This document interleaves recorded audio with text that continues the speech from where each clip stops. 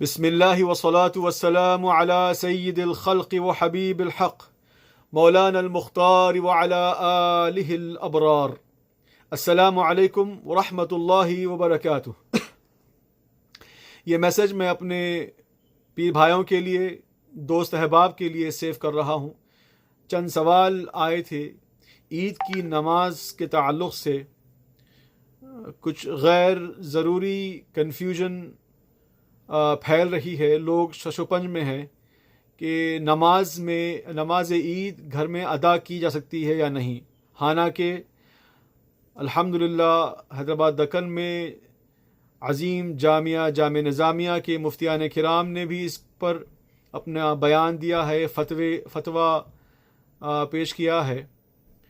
لیکن کیونکہ دوسرے بھی مکاتب فکر کے ویڈیوز اور پوسٹس آ رہے ہیں تو ہماری قوم بدقسمتی سے کچھ کنفیوژن کا شکار ہے.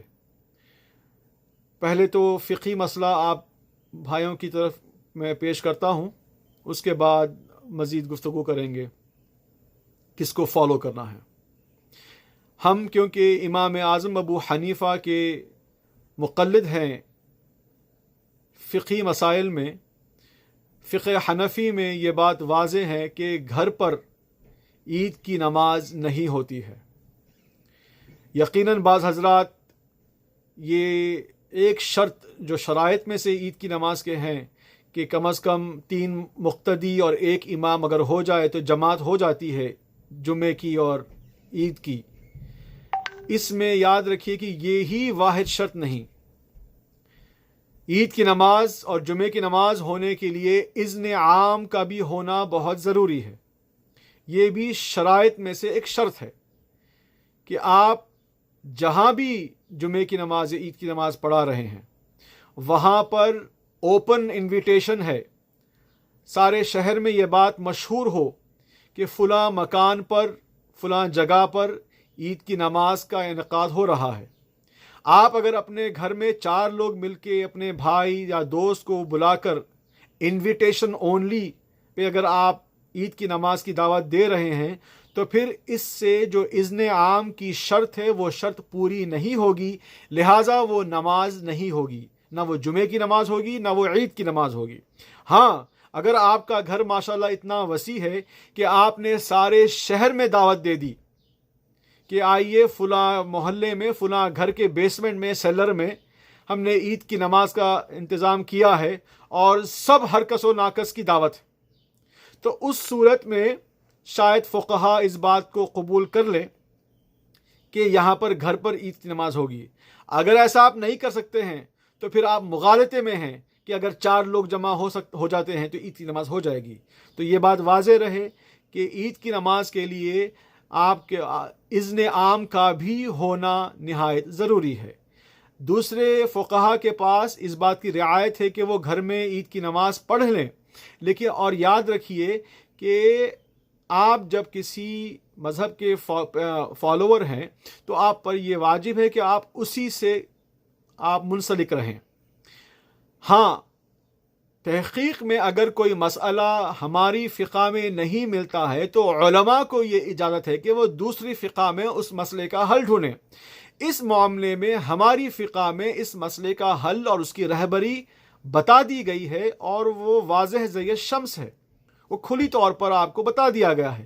لہٰذا ابھی ہمیں کنفیوژن کی کوئی اور ضرورت نہیں. تو دوسری بات یہ آپ سے میں عرض کرنا چاہوں گا کہ میرے بھائی دوستو، ہم مقلد ہیں، ہم اپنے امام کو فالو کرتے ہیں. اگر ہم امام کو، اپنے لیڈر کو، اپنے شیخ کو، اپنے پیر کی اتباع نہیں کریں گے تو پھر ہم نقصان اٹھائیں گے. قرآن پاک میں رب تعالیٰ واضح طور پہ فرما رہا کہ دیکھو تم اللہ اور اس کے رسول اللہ کی پیروی کرو، اتباع کرو، اور اولی الامر منکم. آج کے زمانے میں ہمارے لیے اولی الامر وہ حاکم جس کی ہم پیروی کریں، جس کے حکم کی پابجائی کریں، جس کی ہدایات پر ہم چلیں، وہ ہمارے لیے ہمارے مفتیان کرام، علماء کرام ہیں.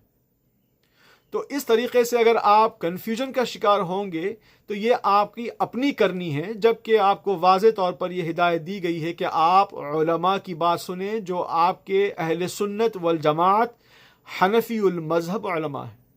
دوسرے علماء سے کوئی ہمیں مسئلہ نہیں، وہ جب بیان کر رہے ہیں تو وہ اپنے مذہب کی رعایت کرتے ہوئے بیان کر رہے ہیں۔ جب آپ حنفی امام کی بات سنیں گے تو حنفی امام حنفیت کی رعایت کرتے ہوئے اللہ اس کے رسول کی احکامات کی تعلیمات آپ تک پہنچا رہے ہیں۔ تو خدا را آپ اس کنفیوژن میں نہ رہیں، اور جو علماء نے آپ کو ہدایت دی ہے اہل سنت والجماعت حنفی علماء، ان کی آپ پیروی میں رہیے، اور اللہ تعالیٰ سے دعا ہے کہ اللہ تعالیٰ اس مبارک مہینے کے طفیل ہمارے گناہوں کو معاف فرمائیں، ہمیں مغفرت سے نوازے اور ہماری نیکیوں کو قبول فرمائیں، اور اس مبارک مہینے کے طفیل اس میں جو ہمیں پریکٹس اور ٹریننگ دی گئی ہے نیکیوں کی اور گناہوں سے اور برائی سے اجتناب کرنے کی، رب تعالیٰ سے دعا ہے کہ ہمیں توفیق عطا فرمائے اور ہمیں ان نیک کاموں میں استقامت عطا فرمائے کہ ہم بقیہ سال بھی اللہ کو راضی کرنے میں رہیں اور برائی سے اپنے دامن کو پاک رکھیں۔ آمین والحمد للہ رب العالمین وصلی اللہ علی سیدنا محمد وعلی آلہ واصحابہ اجمعین۔ بارک اللہ فیکم، والسلام علیکم ورحمۃ اللہ وبرکاتہ۔